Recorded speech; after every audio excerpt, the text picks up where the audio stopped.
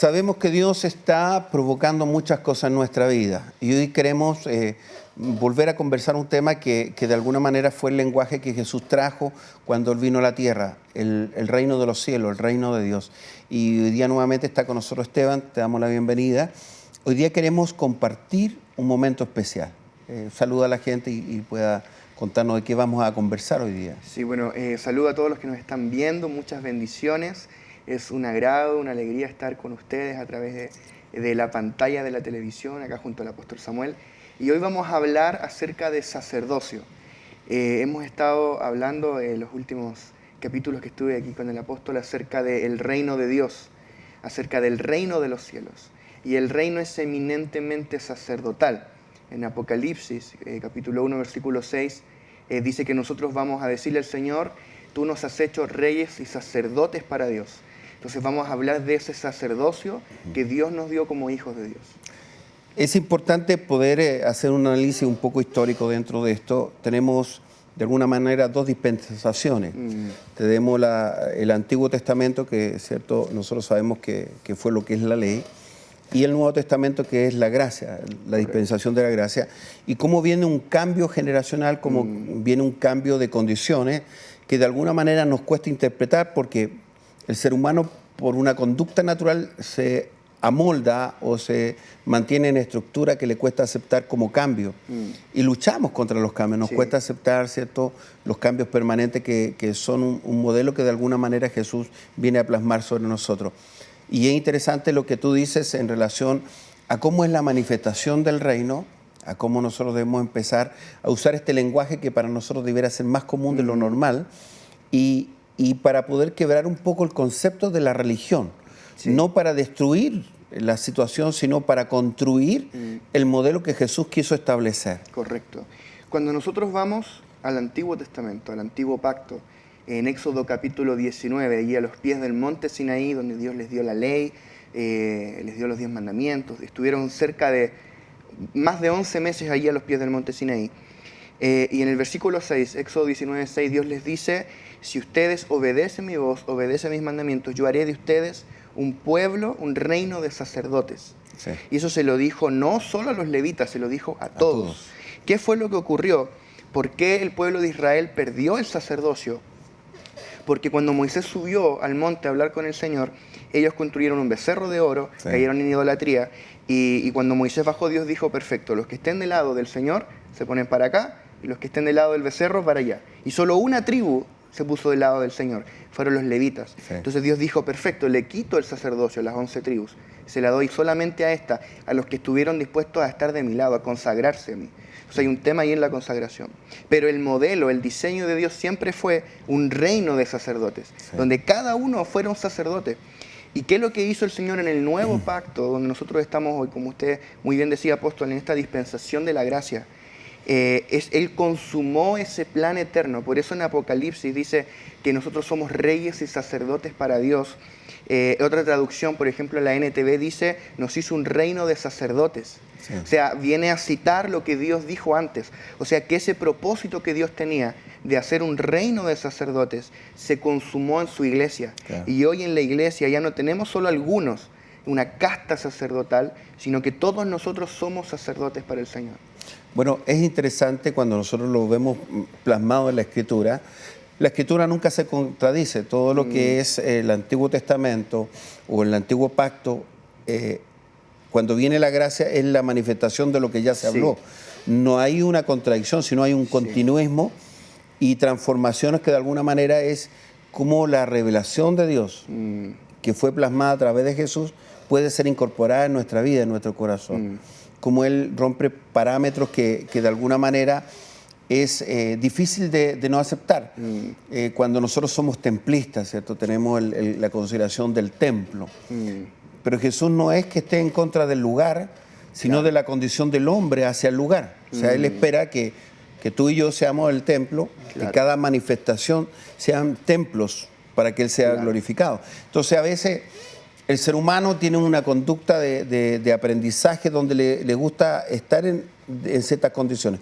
Cuando uno observa en una congregación, las personas que por años asisten a esa congregación, siempre se van a sentar en el mismo lugar. Sí. Les cuesta cambiar el molde porque... En mi iglesia también pasa. Y habitualmente, si alguien llegara a ocupar ese lugar y él se acerca, él dice, bueno, acá yo me siento. Sí. Como que dice, usted tiene que cederlo porque este es mi lugar. Porque se acostumbró, el ser humano se acostumbra a un modelo y es difícil después cambiarlo por un tema de nuestros pensamientos, nuestras estructuras mentales. Obviamente Jesús viene a dar la claridad sobre este tema y nosotros podemos ir dando una profundidad porque a veces se puede malinterpretar, se puede malentender. Nosotros no estamos en contra de las funciones, y aquí es donde entramos, ¿cierto?, en la aceptación de los 5 ministerios. Claro. Donde nosotros vemos que Jesús estableció, Efesios marca la diferencia directamente donde habla de estos 5 ministerios y cuáles son las funciones que cumplen. Correcto. Para, ¿cierto?, que todos puedan ser de alguna manera llevados al diseño que Dios estableció a través de Jesús. Y podemos ir plasmando esto dentro de la gente o darle mayor claridad, mayor profundidad para que lo tenga muy claro, que cada persona es un sacerdote, que cada persona puede orar por los enfermos que van a sanar, las señales van a seguir a los que creen. Pueden también bautizar a otra persona, lo cual algunos piensan que solamente lo deben hacer pastores. Eso a veces entra en contradicciones porque la iglesia ha tenido métodos que de alguna manera es una forma o un dogma humano más que algo divino.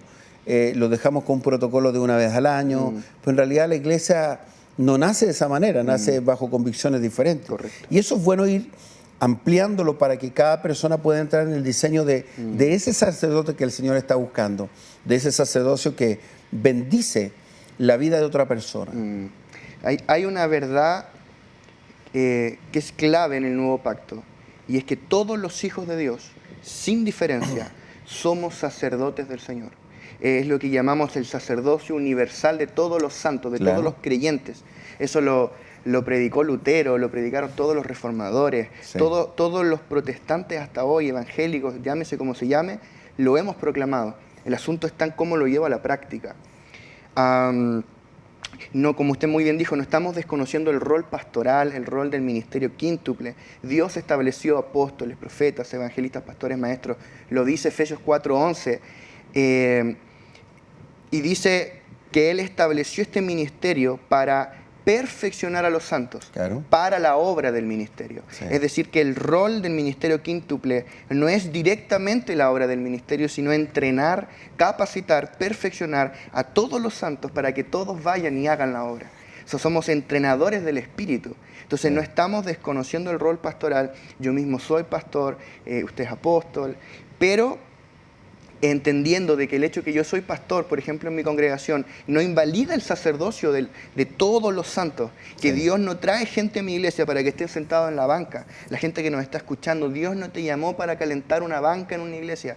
Dios te llamó para que tú prediques a Cristo, para que tú ores por los enfermos, para que tú vayas a los ambientes de necesidad y manifiestes a Cristo como un sacerdote real. Por eso dice el apóstol Pedro, mas vosotros sois linaje escogido, real sacerdocio. O sea, somos un sacerdocio real de Cristo. Ya no hay diferencia. Si bien yo soy pastor, Dios me dio una autoridad para formar, para engendrar hijos, incluso para corregir, para amonestar, para exhortar. Pero no hay diferencia sacerdotal entre yo como pastor y un hermano que está sentado en mi iglesia. No hay diferencia, no hay castas, sino funciones diferentes, pero creo profundamente, apóstol, que en este tiempo Dios está recuperando y recobrando el sacerdocio universal de todos los santos, de todos sus hijos. Claro. Esto nosotros lo podemos clarificar dentro de 2 puntos de vista. Antiguamente todos los pastores era el hombre orquesta. Yo recuerdo que muchos pastores, cuando empezaban una congregación, era el que tocaba la guitarra, el que cantaba, o sea, tenía que hacer muchas funciones y le costaba el delegar funciones, entender que somos un cuerpo, que de alguna manera ese sacerdocio está vigente en cada persona. Y habitualmente alguien que quería ir a orar por un enfermo te pedía como la autorización. Mire, ¿sabe qué, pastor? Yo quiero ir a orar por esta persona. Digo, si usted tiene la libertad. O decía, pastor, vaya usted, por favor. Claro, o pensaba que tú por ser pastor tenías una mayor unción que él, no entendiendo su sacerdocio, porque las características del sacerdote son determinadas por Jesús. Jesús prepara a 12 hombres comunes de diferentes tipos de educación, de diferentes ambientes, porque eso nosotros debemos tenerlo muy claro. Y a cada uno le dio la misma condición. Y aun cuando los envía, su envío fue muy claro. ¿A qué tenían que ir? A libertar al cautivo, sanar a los enfermos, a proclamar el Evangelio. Exacto. El Evangelio de las buenas nuevas. Entonces, a veces las personas no entienden su sacerdocio y no están aplicándolo, por eso también no hemos podido ser más efectivos en la vida diaria. Yo creo que las iglesias pueden llegar a ser muy grandes en la medida que cada persona, no importa tanto cuánto sean en el inicio, como en la semilla, sino lo que va a provocar esa semilla, ¿cierto? Que es producto de la misma semilla. Cuando uno ve, que tú también lo mencionas en el libro, donde la semilla, ¿cierto? Tú ves el tronco, ves la rama, pero es parte de la semilla. No pierde la identidad ni la esencia de lo que fue en el inicio, sino que provoca un crecimiento hasta que llega a mantener un fruto. Entonces el cristiano también debe entender lo mismo, que su fruto es poder mantener la identidad de lo que Jesús entregó, valorizar lo que en Éxodo, ¿cierto?, se establece que fue dado a todo el pueblo de Israel, pero no lo entendió, no lo aplicó, no lo pudo manifestar como el Señor lo quería, y a través de Jesús tiene que ser manifestado. Y todos los días debemos luchar con estos paradigmas que quebran protocolos que son de Dios. Si más gente pudiera liberar a endemoniados, si más gente pudiera ir a los hospitales y sanar enfermos, seríamos mucho más efectivos estableciendo el reino de los cielos, haciendo visible el reino de los cielos, que de alguna manera debe ser manifestado en cada área de la sociedad. Nos cuesta ver eso porque nos dieron una identidad que a lo mejor demasiado pequeña o una visión demasiado pequeña en relación a lo que era el reino de los cielos. Yo escuché una frase hace poco con respecto a esto del sacerdocio, y es que el impacto inicial de una verdad va a ser tan proporcional a cuán enraizada estaba el engaño, la mentira. O sea, hay un engaño diabólico que vino a castrar el sacerdocio de los santos. Yo he escuchado gente, cuando estuve predicando esto hace poco en Temuco, se me acercó una hermana y me dijo, ¿sabe qué? En mi iglesia me prohíben orar por los enfermos, me prohíben predicar en las calles, no me deja, todo lo debe hacer el pastor. Entonces, como usted hablaba de ese modelo pastor dependiente, ahora que soy pastor, es imposible. Así no vamos a llegar. Yo ya renuncié a ser el superhéroe de la iglesia porque no puedo. Yo no puedo hacerlo todo. Es un cuerpo. Cada miembro tiene una función. Yo tengo una función. Cada miembro tiene una función. Y juntos vamos a hacerlo. Cuando leemos Joel, capítulo 2, cuando habla de este ejército de los santos que entra a las casas, entra por las ventanas, eso es el ejército de Dios. Es los hijos de Dios. Cada uno, somos un ejército, donde cada uno es un sacerdote, es un rey que manifiesta el poder del reino donde quiera que va. O sea, cada uno de nosotros es una semilla del reino. Tú que me estás viendo por tu pantalla allí, tú eres una semilla del reino que fue plantada en un lugar específico donde nadie más puede ir. En ese trabajo en el que tú estás, yo no puedo entrar. En ese lugar donde tú estudias, tu universidad, tu instituto, tu colegio, nadie más puede entrar. Tú eres el hombre de Dios, la mujer de Dios, que Dios plantó para impactar ese ambiente con el poder de Dios. Y de eso se trata el sacerdocio. Ahora, claro, podemos definir un poco las características del sacerdote, porque probablemente hay mucha gente que se le habla del sacerdote y tiene la figura del sacerdote de la Iglesia Católica. Y por eso habría que dar una diferenciación. ¿Cuál es el sacerdocio nuestro y cuáles son las características que cada uno posee? Que debe ser manifestada, porque una cosa es que yo sepa que lo soy y otro que manifieste lo que soy. Entonces eso sería bueno que lo pudiéramos conversar y plasmar sobre la gente para improntarlos, llevarlo al desafío de que son capaces de provocar la gloria de Dios sobre la tierra. Sí, bueno, me gustaría establecer 2 o 3 puntos en eso. Número 1, el significado de sacerdote en hebreo es la palabra Cohen, que significa un acortador de distancia.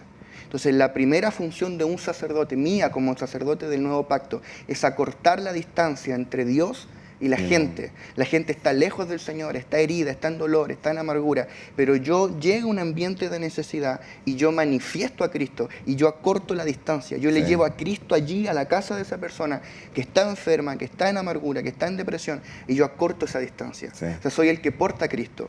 Número 2, mi función como sacerdote es manifestar Cristo, manifestar la persona de Cristo. Yo no le manifiesto simplemente un conocimiento mental que aprendí por ahí, no, manifiesto a la persona de Cristo a través del Espíritu Santo en ese lugar. Entonces, un sacerdote es el que manifiesta a Cristo, lo lleva a los ambientes de necesidad y acorta la distancia entre Dios y la gente, a través de los dones que cada uno de nosotros tiene. Es impresionante esto cuando nosotros le podemos dar ese énfasis que Jesús le dio. ¿Sí? En realidad no es algo que se nos ocurrió a nosotros, sino que está plasmado en la Escritura, como una realidad. Cuando Jesús lo empodera a cada uno de los discípulos, le dice, id de dos en dos y empieza a enviarlo, porque nosotros tenemos el sentido de los 12 directos, pero detrás de esos 12 había los 70 y después estaba la multitud, o sea que esto era progresivo, algunos más cercanos a Jesús y otros menos, pero cuando Jesús los comisiona a ir de dos en dos, esa es una gran comisión, porque digo, ustedes vayan, liberen al cautivo, sanen al enfermo, entren, no se preocupen de cómo va a funcionar esto, vayan, crean, vayan en mi nombre. Entonces, primero, el gran sacerdote o el sumo sacerdote es Jesucristo. Así es. Y nosotros debemos entender que cuando Él nos delega esa autoridad, es como que si Él mismo fuera con nosotros, a través de nosotros. No son mis manos, son sus manos a través de mí. No es mi boca, sino su boca a través de mí. Entonces, nosotros tenemos que darle el sentido de lo espiritual en nosotros. Porque a veces nosotros lo vemos como muy natural. Entonces usamos nuestro personalismo frente a eso. Pero no sabemos que manifestamos la gloria del Señor que está en nosotros.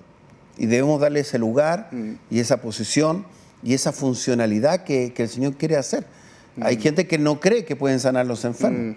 Yo por años, dentro del Ministerio Centro Cristiano, establecíamos de cómo enseñar a sanar los enfermos. Pareciera un absurdo, pero esto no lo digo yo, lo dicen muchos ministros anteriores a mí, incluso habían unos hermanos muy determinados americanos, los hermanos Hunter, que ellos hacían conferencias donde cómo llamar las enfermedades, cómo hacer que una enfermedad saliese, y ellos enseñaban a sanar los enfermos. Y usaban algo muy práctico, que siempre me quedó muy grabado, que era decir, mire, cuando la gloria de Dios está, usted no la ve. Puede percibir algo de la gloria de Dios. Pero ¿cómo nosotros lo podemos saber que la gloria está? A través de una acción natural. Entonces dijeron, mire, vaya alguien en un interruptor. Entonces, baja el interruptor. ¿Qué sucede? Se prende la luz. Corta el interruptor, se apagó la luz. Lo mismo es la gloria de Dios. Cuando usted es capaz de decir en el nombre de Jesús, viene la gloria y es manifiesta sobre alguien. Pero debo creerlo, o si no, no funciona. Yo no tengo que hacer un esfuerzo para que la luz sea. Voy al interruptor y todos los días tú lo haces a diario. Por lo tanto, tenemos que tener ese mismo mecanismo incorporado que sea tan poderoso en nosotros que cuando tengamos el desafío de un enfermo, nuestra fe pueda ver a ese enfermo sano. Por la fe es la que puede provocar un milagro creativo parte de Dios. No importa cuál sea, pero debemos empezar a empoderar a cada uno en su sacerdocio para hacer real el reino de los cielos. Eso nos cuesta verlo. Sí, el salir de la teoría a la práctica, yo creo que ahí está el asunto. Claro. Todos sabemos que somos sacerdotes, pero ¿qué pasa cuando tengo un enfermo enfrente o cuando tengo una persona que no conoce a Cristo? ¿Cómo le predico? Entonces yo creo que Dios en este tiempo está recobrando fuertemente ese sacerdocio. Y hay algo que usted hablaba respecto a aprender el interruptor. Había una de las funciones que tenían los levitas en el viejo pacto, que es sombra y figura de una función nuestra. Los levitas todos los días se levantaban y lo primero que hacían era prender la lámpara. Y esa lámpara representa la palabra. Cuando dice el Salmo 119, lámpara es a mis pies tu palabra. O sea, yo voy a un lugar y mi función es prender la lámpara en ese lugar, manifestar la luz de Cristo. Como usted hablaba, esa luz que yo coloco el interruptor, la gloria de Dios está, pero esa gloria se va a hacer manifiesta. Cuando dice la palabra que la tierra será llena del conocimiento de la gloria de Jehová, ya está llena de su gloria, pero va a ser llena del conocimiento de su gloria. ¿Cómo? A través de nosotros. Claro, a el través de conocernos lo mismo que comunes y corrientes. A veces cuesta entender que Dios quiere multiplicar su gloria a través de miles de personas, millones en el mundo realizando esa labor. Así es. O sea, Dios quiere impactar al mundo y Él ha usado una estrategia pero tremendamente poderosa. Cuando vemos Internet, nosotros vemos algo similar. Tú puedes estar en un lugar, haber grabado un programa y lo pueden haber cientos de miles de personas en forma simultánea. Y tú te has repartido en diferentes partes del mundo sin estar ahí. Claro. O sea que Dios fue antes de Internet, pensando en esto ¿cierto? De la tecnología que está tan avanzada. Dios pensó en un plan para que todos puedan ser alcanzados y tocados. Efectivamente, o sea, si Cristo hubiese venido uno por uno predicando, recién vendría como en Perú, desde Israel. Pero Cristo se multiplicó en un cuerpo multiorgánico de millones y millones de miembros, donde cada uno porta esa vida del gran original, la vida de Cristo, para manifestarla. Y es de eso que hablo en el libro también, de esa vida de Cristo que se manifiesta en nosotros por todo lugar. Es interesante, Esteban, y bueno, hacerle una mención. Acá está el libro del pastor Esteban Briones, El Reino de Dios. Si a ti te interesa, puedes contactar al pastor Esteban, me puedes mandar un WhatsApp, yo te envío los datos, para que tú te puedas hacer de este libro que te va a bendecir mucho, que va a dar un crecimiento y una amplitud de ese conocimiento. A lo mejor esto está contenido en la Escritura, pero fue plasmado de tal manera, en forma tan metódica, porque en realidad cuando tú lo empiezas a leer te das cuenta que va en forma progresiva y te enseña a ver el reino de Dios y a plasmarlo en tu vida. Y es un agrado poder conversar sobre el reino, porque lo que más habló Jesús fue del reino. Efectivamente. Y lo que más debemos hablar es del reino, la manifestación del reino y lo que puede provocar el reino de los cielos. No es tu persona, no es mi persona, sino es su persona. A través de personas comunes, de diferentes profesiones, diferentes oficios, diferentes pensamientos. Pero hay algo que nos une, la gloria de Dios. Efectivamente. Hay un desafío maravilloso que Dios quiere para ti y este es el día que tú lo puedes tomar. Tú debes ejercer tu sacerdocio. Hay alguien que necesita, a lo mejor es tu vecino, tu amigo, tu vecino, tu compañero de trabajo, tu compañero de universidad, tu compañero de profesión, médico, abogado, cientistas políticos, sociólogos, psicólogos o cualquier profesión. Dios te necesita en ese campo porque tú eres la persona que puede impartir la gloria de Dios. Queremos orar en 2 segundos. Padre, bendice cada vida y que este sacerdocio venga sobre ellos ahora y sea declarado el reino de los cielos poderosamente. Úsalos en milagros creativos, úsalos a través del poder de tu gloria. Impartimos milagros de sanidad a aquellos que lo necesitan ahora, aquellos que necesitan ser restaurados y sanados. Lo declaro, lo decreto en el nombre poderoso de Jesús. Amén y amén. Amén. Que el Señor les bendiga y nos vemos en el próximo programa.